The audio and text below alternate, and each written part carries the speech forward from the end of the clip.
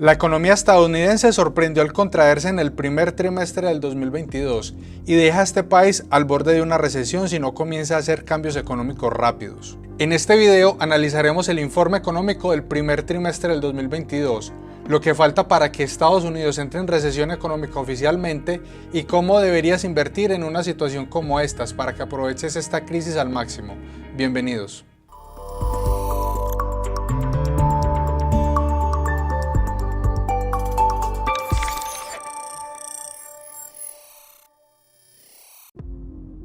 El 28 de abril se publicó el dato de crecimiento económico de Estados Unidos para el primer trimestre de 2022, que se esperaba mostrar un crecimiento de la economía del 1% de acuerdo con estimaciones de analistas. Sin embargo, fue una gran sorpresa para todos cuando se conoció que en realidad la economía había mostrado un decrecimiento del 1.4%. Y aunque este dato está sujeto a revisión y hasta el 26 de mayo no se conocerá la versión revisada, se puede esperar que se mantenga negativo, y de ser así Estados Unidos podría entrar oficialmente a una recesión económica dentro de 3 meses, cuando se conozca el dato del segundo trimestre del año. Una recesión es en su definición más simple el decrecimiento de la economía por 2 o más trimestres seguidos. Miremos un poco de este informe para ver qué pasó. De acuerdo con el Bureau of Economic Analysis, la caída de la economía para este periodo se dio por la reducción en los inventarios de las empresas, las exportaciones, el gasto del gobierno y un aumento de las importaciones, que restan en este cálculo. El gasto de los consumidores aumentó en general, con un aumento particular en salud y bienes duraderos como partes de automóviles, y una reducción en bienes no duraderos como la gasolina, que tiene mucho sentido considerando el aumento del precio que ha tenido. Las exportaciones en general cayeron, con una caída particular de bienes, compensada por un aumento en la exportación de servicios. Las importaciones aumentaron de manera significativa, en especial de bienes, y el gasto del gobierno cayó tanto a nivel federal como estatal y local. Por lo tanto tenemos consumo personal subiendo un 2.7%, inversiones privadas subiendo un 2.3%, exportaciones cayendo un 5.9%, importaciones que resta subiendo el 17.7% y gastos del gobierno cayendo el 2.7%. Esto arroja un decrecimiento del 1.4% para el primer trimestre en términos reales, es decir, teniendo en cuenta la inflación. Ahora, más allá de hacer un pronóstico de cómo evolucionarán estas áreas de la economía y especular qué pasará con cada una de ellas, podemos mirar los factores positivos y negativos que podrían ayudar a la economía a crecer en el segundo trimestre y los que por el contrario la podrían mantener con un crecimiento negativo. El principal factor positivo es la reactivación económica que viene con la salida de la mayor parte del mundo de la pandemia. Ya hay conciertos masivos, hay aforo completo en sitios cerrados, todos los sectores están prácticamente al 100%, los servicios de salud están restablecidos, entre muchas otras cosas que han vuelto a la normalidad en la mayor parte del mundo. Con esto viene además algo positivo que se menciona en el informe, y es el aumento de los ingresos de las personas gracias a un aumento en las compensaciones, e incluyendo la reducción de los beneficios que las personas reciben por parte del gobierno, que ya viene desapareciendo gracias a que la pandemia va quedando atrás. Por el lado negativo hay varios factores. El precio del petróleo continúa en niveles altos. El precio de muchos granos y materias primas que se producen en Rusia y Ucrania está aumentando, porque no están siendo producidas o no están entrando al mercado, y esto ha puesto presiones inflacionarias extras en todo el mundo, sin una clara tregua en el corto plazo. De hecho, el segundo factor que afectará a la economía va de la mano con este, y es el plan de los bancos centrales alrededor del mundo de subir las tasas de interés. Para el caso particular de Estados Unidos, la Reserva Federal ya tuvo el primer incremento del 0.25% en las tasas de referencia, con planes a continuar subiéndolas. Incluso para cuando veas este video podrían haber tenido un aumento superior. Además, las tasas de los créditos en general han aumentado considerablemente, como por ejemplo el hipotecario que puedes ver en pantalla. Y es que los bancos suben las tasas de interés como una medida para controlar la inflación, pero que suele tener efectos sobre el crecimiento porque hay un menor consumo, hay un mayor costo de la deuda, márgenes menores y por extensión menores utilidades. De hecho, como te he mostrado en otras ocasiones y puedes ver en pantalla, las crisis económicas representadas en las zonas grises suelen estar conectadas a una subida de tasas de interés. El tercer factor es China, que con su política de COVID-0 ha venido implementando cuarentenas sumamente estrictas en las regiones en donde aparecen casos de COVID, y que por supuesto ha hecho que la recuperación económica del mundo no sea completa. Si China no produce ni crece a su máximo potencial, todo el mundo paga las consecuencias. Esto influye al cuarto, que es que si bien la mayoría de los países en el mundo ya salieron de la pandemia en términos de restricciones, aún afrontan las consecuencias de haber disminuido considerablemente la producción durante tanto tiempo. Y es normal que se dé escasez de muchas cosas, entre ellas por ejemplo la escasez de microchips que compromete a más de 169 industrias. Además está la crisis de contenedores que se acumularon durante mucho tiempo en los puertos por la pandemia y que podría mantenerse hasta el 2023. Todos estos factores influenciarán a favor y en contra de la economía de los Estados Unidos para el segundo trimestre y determinarán si el país entra o no en una recesión.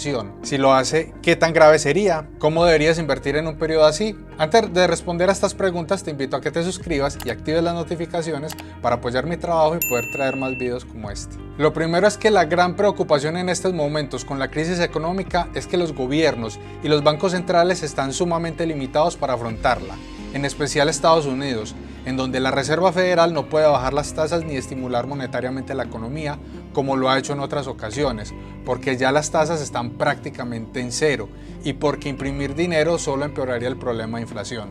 En segundo lugar, porque la deuda de Estados Unidos está fuera de control y ya se ubica en más de 30 billones de dólares, mientras que la economía de Estados Unidos se encuentra en 23 billones, y esto tiene además un efecto significativo sobre el crecimiento de la economía, por el gasto que debe hacerse en los intereses para pagar por esta deuda.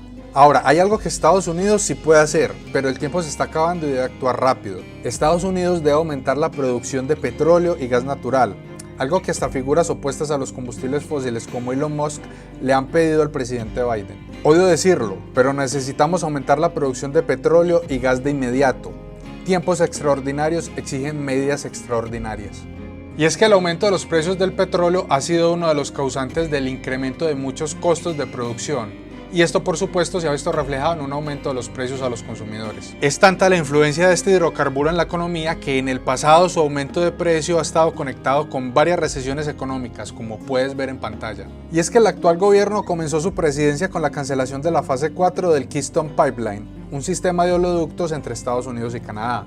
Prohibió nuevas exploraciones petroleras en tierras federales, entre otras medidas con el fin de desestimular la inversión en esta industria. Todo esto argumentando fines ambientales. Pero no veo que el gobierno actual vaya a tomar esa medida y ha preferido de hecho entablar diálogos con un régimen como el venezolano para que sean ellos quienes aumenten la producción de petróleo. En fin, no se gana nada con entrar en pánico ni asumir que pasará lo peor, aunque nunca está de más entender cuál es la preocupación de los gobiernos y analistas con esta crisis y lo profunda que puede ser. Esperemos que las cosas no lleguen a ese punto y lo peor no se materialice, aunque en cualquier caso cada crisis es una oportunidad y por eso miremos cómo se debe invertir en una situación así. Si me conoces y has visto algunos de mis videos, sabes que me apego mucho a los consejos de personas como Warren Buffett y Peter Lynch, y ellos siempre han sido claros: no inviertas pensando en qué va a pasar con la economía como tu guía principal, enfócate en invertir en buenos negocios a precios razonables, esos son los que te darán excelentes resultados en el largo plazo. Sin embargo, sí considero que hay unos consejos particulares que, aunque aplican en cualquier momento del mercado, en este cobran una importancia especial. Comencemos.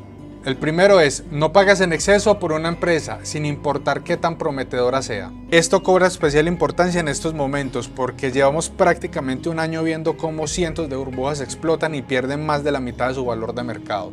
Algunas veces los inversionistas pueden salirse con la suya en el corto plazo haciendo esto, pero eventualmente tendrán grandes pérdidas, en especial en una crisis económica o en un periodo de dificultades económicas. Este es el caso de lo que le pasó a Cathie Wood, que pasó de ser llamada la mejor inversionista del 2020 a que su principal ETF perdiera el 70% de su valor de mercado. Y esto se da porque cuando una empresa tiene muy buenas expectativas de crecimiento, recibe un precio como si estas expectativas ya se hubieran materializado. Pero cuando no lo hacen, entonces sus valoraciones se corrigen acorde con esto y caen fuertemente. El segundo, que cobra también especial importancia en una situación como estas, es no intentar predecir el mercado, ni tratar de encontrar el piso o el techo que tendrá. Para esto ayuda mucho el consejo de no pagar en exceso y solo comprar cuando el precio sea bueno. Esto podría significar no comprar nada por un tiempo, pero es lo que siempre ha hecho Warren Buffett a lo largo de su extensa y exitosa carrera, entonces no es el fin del mundo. Además, puedes usar el Dollar Cost Averaging, en donde inviertes de manera periódica una misma cantidad de dinero. Así promedias precios altos con precios bajos y te evitas estar intentando predecir el mercado. Si sigues estos dos consejos, el tercero, aunque necesario, será más llevadero. Pero antes de contarte cuáles, quiero invitarte a que te unas a nuestro club de inversionistas, en donde tenemos un programa de formación y en donde podrás interactuar con otras personas compartiendo ideas de inversión. Te dejaré el link con más información en la descripción.